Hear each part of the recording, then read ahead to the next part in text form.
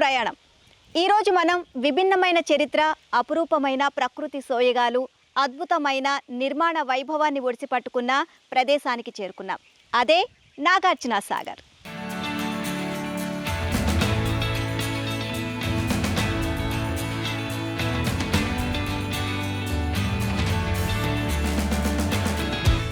కృష్ణానది ఒడిలో విస్తరించి అతి పురాతన బౌద్ధ సంపదను సంరక్షిస్తున్న నాగార్జున కొండ మరియు నాగార్జున సాగర్ డ్యాంతో మనసును ఎంతో దోచుకున్న ఈ ప్రాంతం, ఇక్కడి అందాలను, చరిత్రను, ఎన్నో విశేషాలను మీకు తెలియచేసే మా ప్రయాణం మొదలైంది. మరి ఇంకెందుకు ఆలస్యం, మన ప్రయాణాన్ని కొనసాగిద్దామా?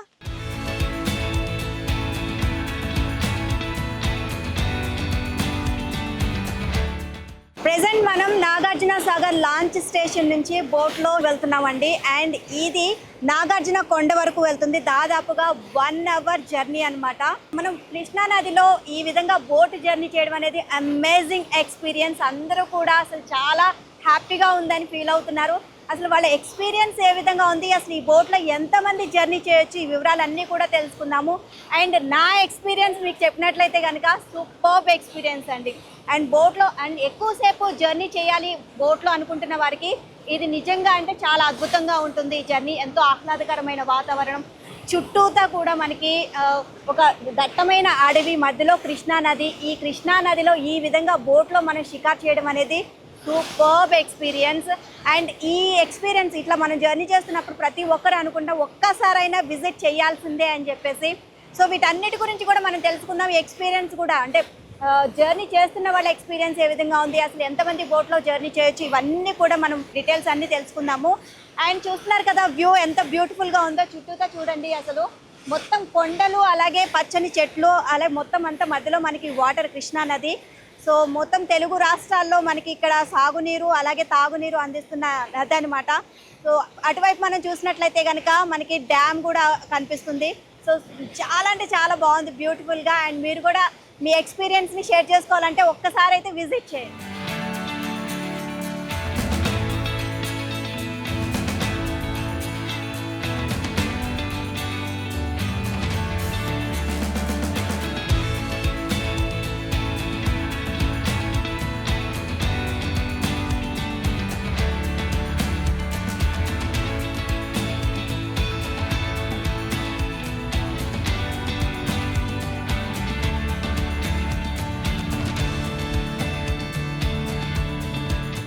అండ్ నాగార్జున కొండకి వెళ్ళిన తర్వాత అక్కడ కొండంతా చూడడానికి మనకి 1 అవర్ పర్మిషన్ ఇస్తారు.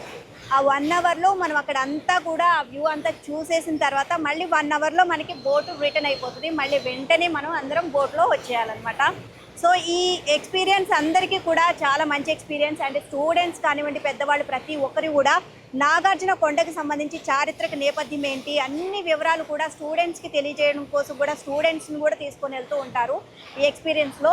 అండ్ ప్రతి ఒక్కరికి నాగార్జున సాగర్ డ్యామ్ గురించి, అలాగే నాగార్జున కొండ, వీటన్నిటి గురించి కూడా పిల్లలకి ఎక్స్ప్లెయిన్ చేస్తున్నారు. అండ్ మనం కూడా వెళ్ళి నాగార్జున కొండ అసలు ఏ విధంగా ఉండబోతుంది, దాని చారిత్రక నేపథ్యం ఏంటి, అక్కడ అసలు ఏమేమి ఆనవాళ్ళు ఉన్నాయి, అవన్నీ తెలుసుకుందాం.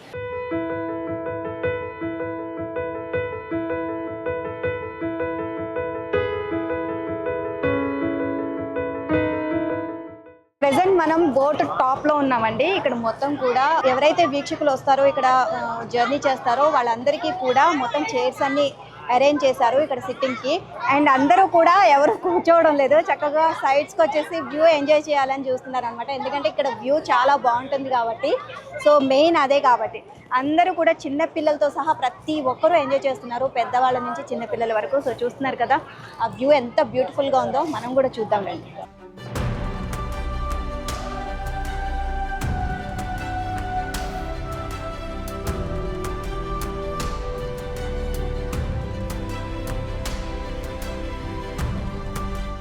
వన్ అవర్ జర్నీ తర్వాత నాగార్జున కొండకైతే మనం రీచ్ అయిపోయామండి. సో పర్యాటకులు చూస్తున్నారు కదా ఎంతమంది ఇక్కడ వచ్చారో. సో ఈరోజు సండే కావడం వల్ల అందరూ కూడా చాలామంది నాగార్జున కొండ గురించి తెలుసుకోవాలని చెప్పేసి వస్తున్నారు. మనం కూడా తెలుసుకుందాం అసలు పైన ఏముంది అనేది చూద్దాం పద.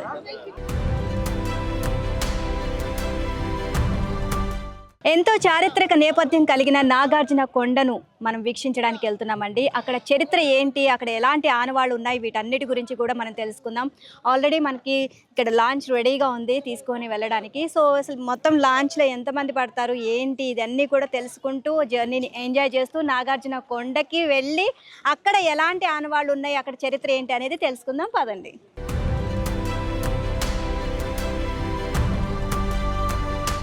సో ప్రెసెంట్ మనకి కొండ పైకి ఎక్కడానికి స్టెప్స్ ద్వారా మనకి రూట్ అయితే ఇచ్చారు. సో ఫైనల్గా మనం కొండకైతే రీచ్ అయిపోయాం. సో లోపలికి వెళ్ళి అసలు ఏమున్నాయో ఒకసారి చూద్దాం పదండి.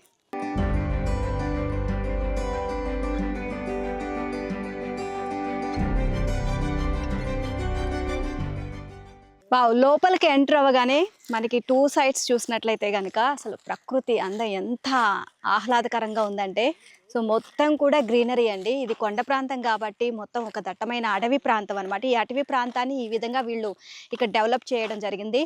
2nd or 3rd సెంచరీ కాలంలో దీన్ని నిర్మించారు. అండ్ ఇక్కడ బౌద్ధయిజం కనికి సంబంధించి ఎన్నో స్తూపాలు అలాగే విగ్రహాలు చాలా వరకు బయటపడ్డాయి. వాటిని ఇక్కడ మ్యూజియంలో పెట్టడం జరిగిందనమాట.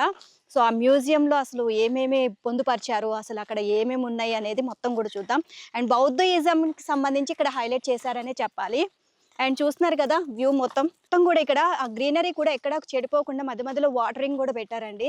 సో ఎందుకంటే ఇక్కడికి వచ్చే చాలా మంది పర్యాటకులు కూడా కాసేపు ఇక్కడ కూర్చొని సేద తీరడం కోసం అని చెప్పేసి ఇట్లా గ్రీనరీ మొత్తం ఎక్కడా కూడా వాటిని స్పాయిల్ చేయకుండా చెట్లను వాటిని అన్నిటిని కూడా ఎక్కడ డిస్టర్బ్ చేయకుండా చాలా అందంగా బ్యూటిఫుల్గా ఇక్కడ పెట్టడం జరిగింది. అండ్ మనకి ఈ మిడిల్లో మనకి దారి అనమాట మ్యూజియంకి వెళ్ళడానికి. సో ఈరోజు సండే కాబట్టి పర్యాటకుల తాకిడి బాగా ఎక్కువగా ఉందనే చెప్పాలి. చాలామంది కూడా ఈ నాగార్జున కొండ మ్యూజియం ఇక్కడ వచ్చి అది చూడడానికి, దాని చరిత్ర గురించి తెలుసుకోవడానికి చాలామంది కూడా ఇక్కడికి రావడం జరిగింది. సో వాటరింగ్ చూస్తున్నారుగా ఇక్కడ. సో ఎక్కడ ఎండిపోకుండా చెట్లు చక్కగా పచ్చగా ఉండడం కోసం ఇక్కడ అంతా కూడా వాటరింగ్ అనేది చేస్తున్నారు. 2 సైడ్స్ కూడా అండి. అండ్ వ్యూ మాత్రం సూపర్గా ఉంది. అండ్ ఫ్లవరింగ్ అండి. సో అండ్ చాలా బ్యూటిఫుల్గా ఉన్నాయి. పదండి మనం కూడా వెళ్దాం లోపలికి.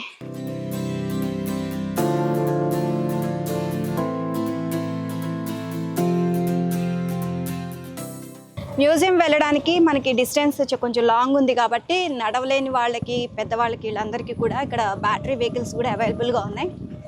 సో నేను చాలాసేపు నడిచి అలసిపోయాను కాబట్టి కొంచెం సేపు బ్యాటరీ వెహికల్లో వెళ్దామని కూర్చున్నాను అనమాట.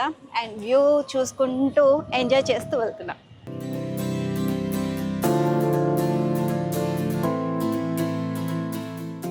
సో ఫైనల్గా వచ్చేసామండి పురావస్తు ప్రదర్శనశాల నాగార్జున కొండ. సో నాగార్జున కొండ మ్యూజియంని చూడబోతున్నాం. సో చూస్తున్నారు కదా బిల్డింగ్.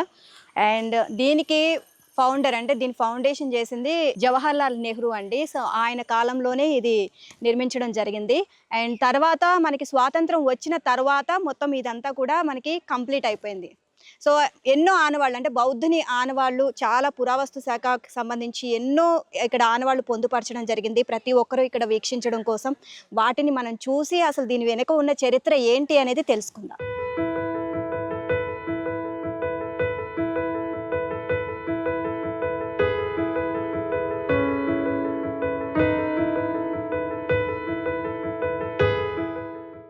అండ్ ప్రెజెంట్ నేను మీకు చూపిస్తున్నది ఇది ప్రాకారం గోడ అండి. కొండవీటి రెడ్డి రాజులు నిర్మించిన గోడ. సో చూస్తున్నారు కదా ఎంత డిఫరెంట్గా ఉందో. గోడ అంటే సిమెంటు సున్నంతో నిర్మించేశారేమో అనుకుంటున్నారేమో. సో రాయి మీద రాయి, రాయి మీద రాయి పేర్చుకుంటూ కొండ కట్టారండి. ఇక్కడ ఒక వాల్ అయితే కట్టారు. ఎక్కడా కూడా సిమెంట్ కానీ అలాగే సున్నం కానీ యూజ్ చేయలేదన్నమాట. ఇట్లాంటివి మనకి 2 వాల్స్ కనిపిస్తాయి. ఒకటి అవుటర్ సైడ్, ఒకటి అలాగే ఇన్నర్ సైడ్ కూడా మనకి 2 వాల్స్ నిర్మించారనమాట. వరదలు అట్లా మునిగిపోతున్న టైంలో ఇది మొత్తం కూడా మునిగిపోతుంది అన్న ఉద్దేశంతో ఎన్నో దీనికి సంబంధించి మనకి పురావస్తు శాఖ వాళ్ళు, సో అప్పటి ఆనవాళ్ళు మన చరిత్ర గురించి అలాగే వాటి హిస్టరీ గురించి ప్రతి ఒక్కరికి తెలియడం కోసం అని చెప్పేసి వాటిని అంటే వాటిని పడేయకుండా సో ఇక్కడికి వచ్చి మ్యూజియంలో ఇక్కడ పొందుపరిచారు. 2nd సెంచరీలో దొరికిన ఆనవాళ్ళన్నిటిని కూడా ఇప్పటికీ మనం చూస్తున్నాము అంటే పురావస్తు శాఖ వాళ్ళు ఈ విధంగా భద్రపరచడం వల్లే. సో ఈ వాల్ని కూడా ఆ విధంగానే ఎక్కడా కూడా చెక్కు చెదరకుండా ఈ విధంగా పొందుపరిచారండి. సో ఇప్పటికీ మనం అలా చూస్తున్నాం అనమాట.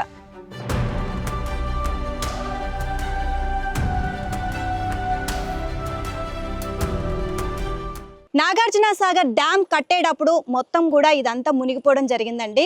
సో మునిగిపోయిన తర్వాత ఇది ఒక ఐలాండ్గా ఏర్పడింది. ఇది దాదాపు 900 ఎకరాల విస్తీర్ణంలో ఉందండి.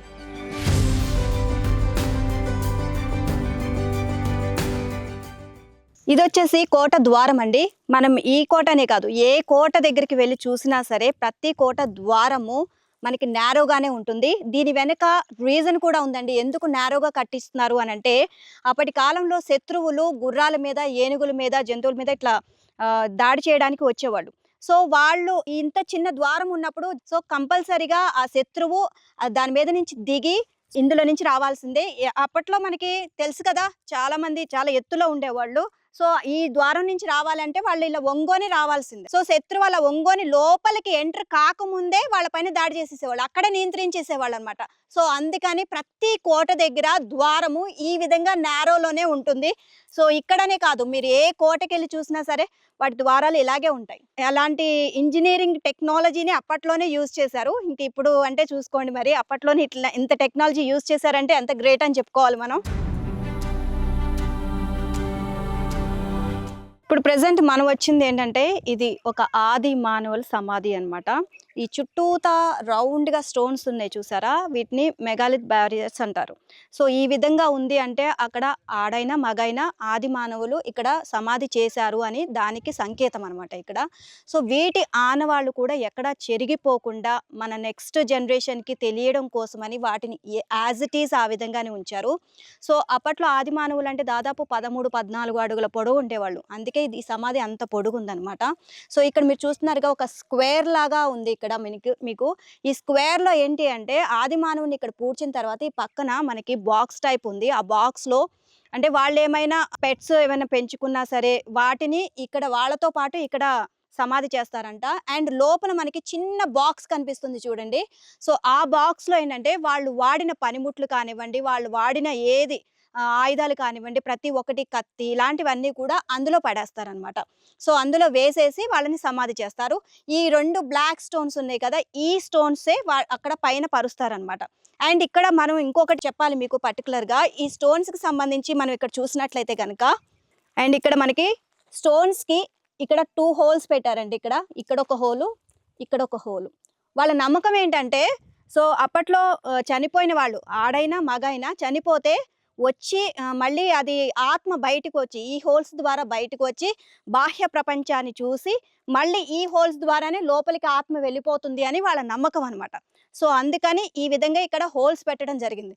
సో అప్పట్లోనే ఈ విధంగా ఆలోచించి వీళ్ళు సమాధిని ఈ విధంగా చేయడం జరిగింది. సో ఇలాంటివి చాలా దొరికాయి అనమాట. ఎక్కడా కూడా వీటిని పాడు చేయకుండా వాటిని యాజ్ ఇట్ ఈజ్ ఈ విధంగా ఇక్కడికి తీసుకొచ్చి పెట్టడం జరిగింది. సో ఇవన్నీ కూడా మనకి నెక్స్ట్ జనరేషన్ ఆ జనరేషన్ వాళ్ళకు కూడా ప్రతి ఒక్కటి తెలియడం కోసం అని చెప్పేసి ప్రతి ఒక్కటి ఇక్కడ నాగార్జున కొండ పైన ఇక్కడ మ్యూజియం దగ్గర అన్ని కూడా భద్రపరచడం జరిగింది. అండ్ మరో ముఖ్య విషయం ఏంటంటే, ఈ సమాధి 5000 సంవత్సరాల క్రితం నాటిదండి. సో 5000 సంవత్సరాల క్రితం నాటి సమాధి అని చెప్పేసి పురావస్తు శాఖ వాళ్ళు మనకు తెలియజేస్తున్నారు.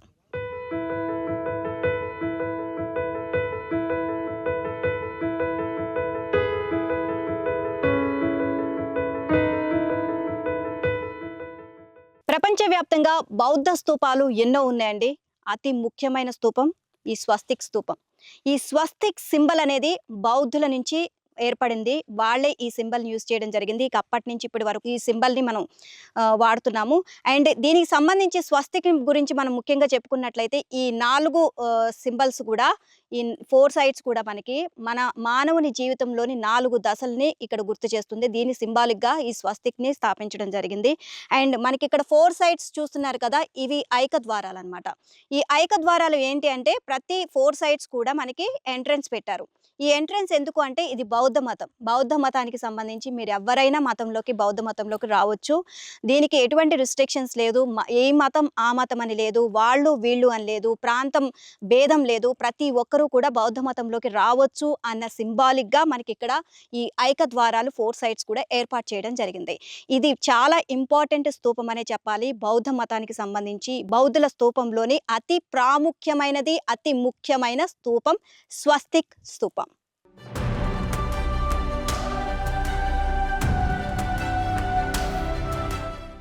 సో సో అప్పట్లో ఇక్ష్వాకు రాజులు అశ్వమేధ యాగాన్ని నిర్వహించేవాళ్ళు. ఆ అశ్వమేధ యాగం నిర్వహించేటప్పుడు ముందుగా ఎవరైతే యాగం నిర్వహిస్తారో ఆ రాజు ఇక్కడ పవిత్ర స్నానం చేయాలన్నమాట. ఇదే ఇక్కడ హోలీ బాత్ టబ్ అన్నమాట.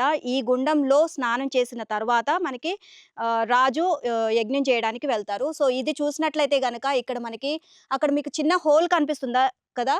ఆ హోల్‌లో నుంచి మనకి ఈ గుండంలోకి వాటర్ వస్తాయన్నమాట. ఇది ఒక గ్రావిటీ ఫోర్స్ లాగా మనకి వాటర్ రావడం జరుగుతుంది. అయితే ఎప్పుడైతే రాజు ఇందులో స్నానం చేస్తారో సో ఆ రాజు పవిత్రమవుతాడు. అలాగే ఆ రాజుతో పాటు వాటర్ గూడా పవిత్రమైపోతుంది. సో మరి ఈ జలాన్ని మనం ఎక్కడా కూడా డ్రైన్‌లో అట్లా వేయలేం. సో దీనికి ఆ పవిత్ర జలాన్ని మళ్ళీ ఎవాపరేట్ అయిపోయేలాగా చేస్తారనమాట. దానికి న్యాచురల్ పద్ధతిలో అది ఎవాపరేట్ అయిపోతుంది. అంటే ప్రకృతిలో కలిసిపోయే విధంగా ఇక్కడ ఏర్పాటు చేయడం జరిగిందనమాట. సో ఇది మొత్తం కూడా ఈ టబ్ ఇట్లా నిర్మించడం జరిగింది. సో ఇక్కడ రాజు స్నానం చేసిన తర్వాత ఈ పవిత్ర జలంలో అక్కడ మనకి యాగం చేయడానికి వెళ్తారు. ఆ యాగశాల గూడా మనం చూద్దాం పదండి. సో ఇదే అశ్వమేధ యాగశాల. సో ఇక్కడే ఈ గుండంలోనే యాగం చేశారు. సో అప్పట్లో ఇక్ష్వాకు రాజులనమాట. అంటే దీని ఉద్దేశ్యం ఏంటంటే అశ్వమేధ యాగం అంటే ఒక అశ్వాన్ని వదిలేస్తారు. ఫ్రీగా వదిలేస్తారనమాట. సో అది ఎంత దూరం వెళ్తే అంత దూరం వెళ్ళాలనమాట. ఎవ్వరు కూడా దానికి ఆపరు మధ్యలో. సో దానికి నీరసం వచ్చి లేకపోతే ఏదైనా జబ్బు చేసి అది అట్లా ఆగిపోయిన తర్వాత అంటే ఎవరైతే రాజు యాగం చేస్తారో ఆ రాజు అది ప్రయాణించిన మొత్తం ప్రాంతం కూడా ఆయన సొంతం అయిపోతది. దీనికి సంబంధించి మనం చూసినట్లయితే గనక ఇక్కడ మనకి ఈ యాగశాల కూర్మ ఆకారంలో ఉంటుందన్నమాట. కూర్మ ఆకారంలో నిర్మించడానికి అంటే తాబేలు ఆకారంలో. సో తాబేలు ఆకారంలో నిర్మించడానికి రీజన్ కూడా ఉందండి. తాబేలు దాదాపుగా 200 సంవత్సరాల వరకు బతుకుతుంది. అంటే వీళ్ళ కీర్తి ప్రతిష్టలు అజరామరంగా ఉండాలి. ఎప్పటికీ కూడా క్షీణించిపోకూడదు అన్న ఉద్దేశంతో 200 సంవత్సరాలు బతికి తాబేలు ఆకారంలో ఈ యాగశాల నిర్మించడం జరిగింది. సో ఇక్కడ కూర్చొని యాగం చేస్తారనమాట. సో ఇది అశ్వమేధ యాగం. అండ్ ఇక్కడ మీరు చూసినట్లయితే ఇక్కడ 3 హోమగుండాలండి ఇవి హోమగుండాలు అంటే చిన్న చిన్న ఉపయజ్ఞాలు చేస్తారనమాట. అండ్ మీకు ఇంకొక విషయం చెప్పాలి. ఇది మొత్తం కూడా రీకన్స్ట్రక్షన్ చేశారు. ఇప్పుడు మనం ప్రతి ఒక్కటి నేను చూపించేది ప్రతి ఒక్కటి కూడా రీకన్స్ట్రక్షన్ చేశారు. అంటే ఇది ఈ కొండ లోయల్లో దొరికినవి ఎక్కడా కూడా పాడైపోకుండా మళ్ళీ మన భావితరాలకు నెక్స్ట్ జనరేషన్‌కు తెలియడం కోసమని మళ్ళీ రీకన్స్ట్రక్ట్ చేశారు. అప్పుడు ఎలా ఉన్నాయో యాజ్ ఇట్ ఈజ్ ఆ విధంగానే మనకి ఈ విధంగా పొందుపరిచారు. ఇవి ఆ డ్యామ్‌లో అంటే ఆ లోయలో కొట్టుకుపోయే పరిస్థితి, వాటర్‌లో కొట్టుకుపోయే పరిస్థితి ఉంది కాబట్టి అలా జరగకూడదు అన్న ఉద్దేశంతో ఇవన్నీ మళ్ళీ మనకి రీకన్స్ట్రక్ట్ చేసి మళ్ళీ ఇప్పుడు మనం వాటి గురించి తెలుసుకునేలాగా చేయడం జరిగింది పురావస్తు శాఖ.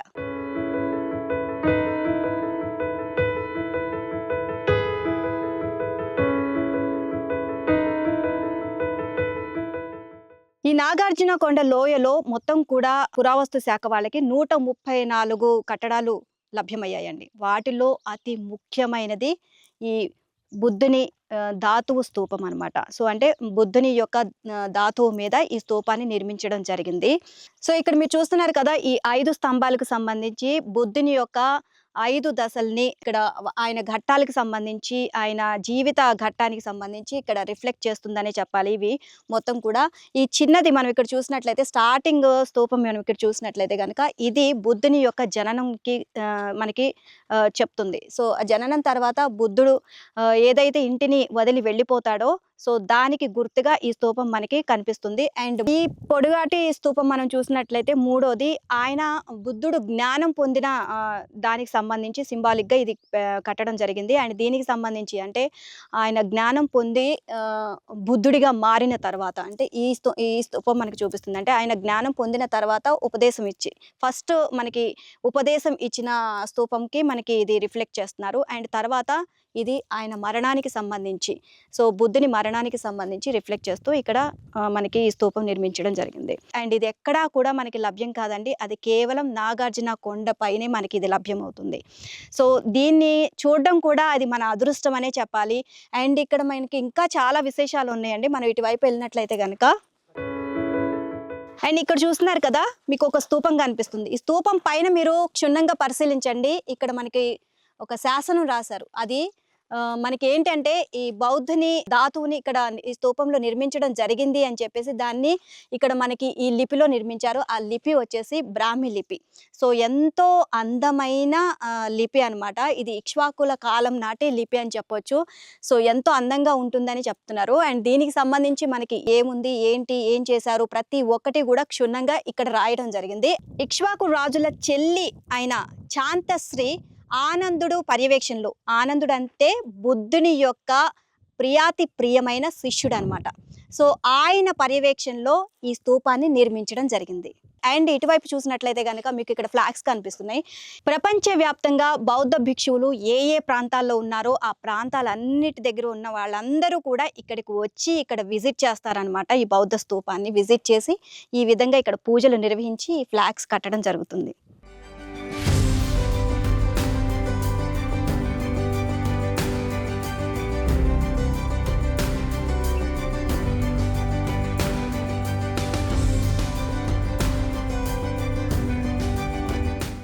ఇప్పుడు ప్రెజెంట్ మనం చూస్తున్నది శాంతశ్రీ నిర్మించిన చైత్య గృహం. ఇది పర్టికులర్గా రాజకాంతులు అంటే అప్పటి రాణులు మహిళలు ఉండేవాళ్ళు కదా, వాళ్ళ కోసం ప్రత్యేకించి ఇది నిర్మించడం జరిగింది. బౌద్ధ భిక్షువులు ఈ స్తూపానికి సంబంధించి మనం చూస్తే ఇది ఒక చైత్య స్తూపం అనమాట. ఇక్కడ బౌద్ధ భిక్షువులు ఇక్కడికి వచ్చి పూజలు చేసేవాళ్ళు, బౌద్ధుని ఆరాధిస్తూ ఇక్కడే ఉండేవాళ్ళు అనమాట. అండ్ దీనికి సంబంధించి ఇంకొక విషయం చెప్పాలండి, ఇక్ష్వాకు వంశీయులు ఆడవాళ్ళు బౌద్ధ మతాన్ని అనుసరించే వాళ్ళు, రాజులు వైదిక మతాన్ని అనుసరించే వాళ్ళు అని చెప్పేసి ఈ కట్టడాలను చూస్తే మనకు అర్థమవుతుంది అన్నమాట.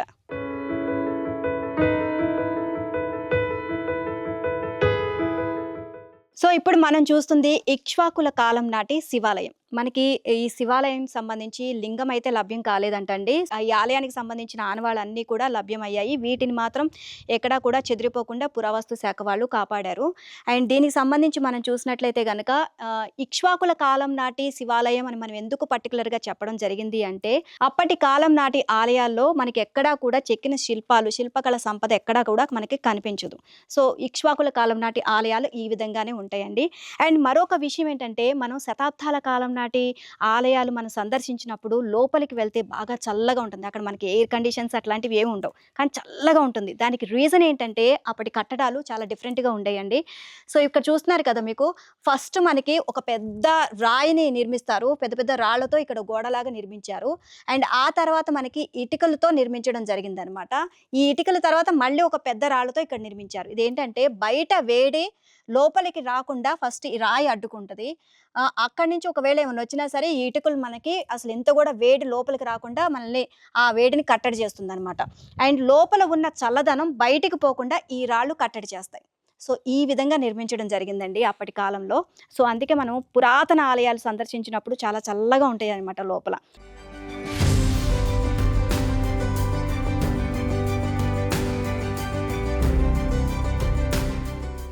సో ఇప్పుడు కూడా ఈ శివాలయం లోపలికి వెళ్తే చాలా చల్లగా ఉంది లోపల.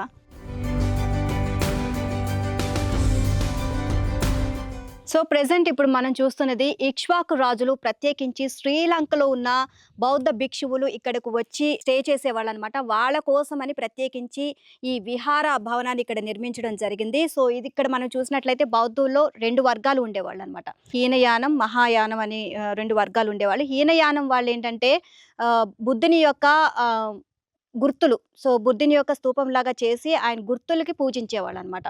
ఇటువైపు మనం చూసినట్లయితే మహాయానం వర్గం, అంటే ఈ వీళ్ళు ఏంటంటే బుద్ధునికి పూజలు చేసేవాళ్ళు. సో ఇలా ఈ 2 వర్గాలు అంటే శ్రీలంకలోని బౌద్ధ భిక్షువులు అందరూ ఇక్కడికి వచ్చి ఇక్కడ స్టే చేసేవాళ్ళు అనమాట. వాళ్ళకి సంబంధించి ప్రత్యేకించి రూమ్స్ కూడా కట్టడం జరిగింది. అండ్ ఈ రూమ్స్ మీరు చూసినట్లయితే కనుక ఇక్కడ ఇందులోనే ఒక రూమ్ లాగా ఉందన్నమాట. అందులో భిక్షువులు ఉండేవాళ్ళు. అండ్ ఇది చూసినట్లయితే కనుక కంబైన్డ్ కామన్ హాల్ అనమాట. సో ఈ చుట్టూతా మనకి 3 సైడ్స్ కూడా బౌద్ధ భిక్షువుల కోసం రూమ్స్ కన్స్ట్రక్షన్ చేయడం జరిగింది ఇక్ష్వాకు రాజులు. అండ్ ఇది మీరు చూసినట్లయితే కనుక 16 అంటే 16 పిల్లర్స్ హాల్ అనమాట. ఈ ఇరు వర్గాలు కూడా ఇక్కడికి వచ్చి చర్చలు జరిపేవాళ్ళు అనమాట. అండ్ దీనికి మీరు లెఫ్ట్ సైడ్ మనం ఇటు చూసినట్లయితే కనుక అక్కడ ప్రధానంగా మనకి ఎవరైతే ఈ బౌద్ధ భిక్షువుల ప్రధాన గురువు ఉంటారో ఆయనకి సంబంధించిన రూమ్ ఇక్కడ ఇక్కడ కన్స్ట్రక్షన్ జరిగింది. అండ్ ఇది మొత్తం కూడా ఈ కన్స్ట్రక్షన్ చేసింది ఇదంతా కూడా ఇక్ష్వాకు రాజులు. అండ్ ప్రత్యేకించి మీకు ఆల్రెడీ మనం అంతకుముందు మాట్లాడుకున్నాం కదా, ఇక్ష్వాకు రాణులు బౌద్ధ మతాన్ని అనుసరించేవాళ్ళు అని చెప్పేసి వాళ్ళు ఇవన్నీ కూడా కన్స్ట్రక్షన్ చేయడం జరిగిందనమాట. సో వాటన్నిటికి సంబంధించి గుర్తులు ఇవన్నీ.